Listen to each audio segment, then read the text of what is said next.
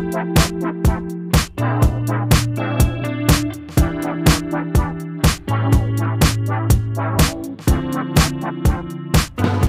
Tarlakeños? It's me again, Alcoy Bautista of Exploring Tarlac. For today's vlog guys, muli tayong na-invite ni The Coffee Hype by The Lemon Bee. So ito yung kanilang bagong branch dito sa may Barangay Maliwalo, Tarlac City. So yung building niya is HLR building. Malapit siya guys sa elementary and high school ng Maliwalo. Kung gusto yung pumasyal dito, open naman sila ng Monday to Sunday, 10 a.m. until 10 p.m.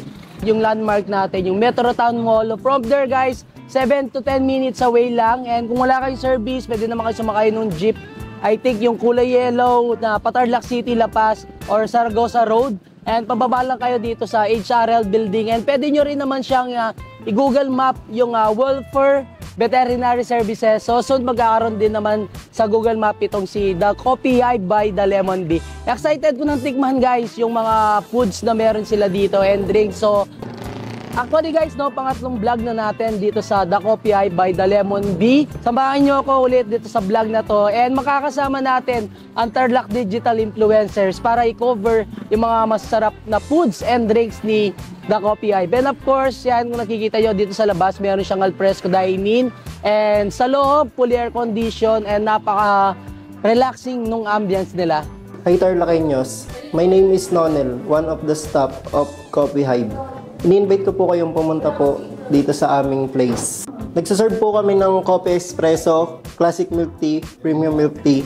Meron din po kaming freshly squeezed wrap. Tapos meron din po kaming mga appetizers, burger, sandwich, waffle, pasta, chicken wings, tsaka all day silog po.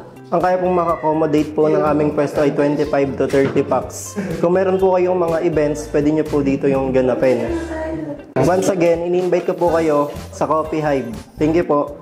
So guys, papasok na tayo para makita nyo naman yung itsura ng loob ng The Coffee Hype dito sa Barangay Maliwalo, Tarlac City. So marami silang sineserve dito, mga coffee-based, non-coffee-based, mga prop and coffee-based prop and of course yung kanilang mga detox drinks and mga lemon drinks nila dito. And of course guys, marami din kayo pagpipilian sa kanilang foods. Meron silang mga finger foods, appetizers, burgers and sandwiches, chicken wings, and syempre hindi mawawala dyan yung pasta and yung mga main courses nila. Sa main courses nila guys, meron silang mga T-bone, steak, and many more.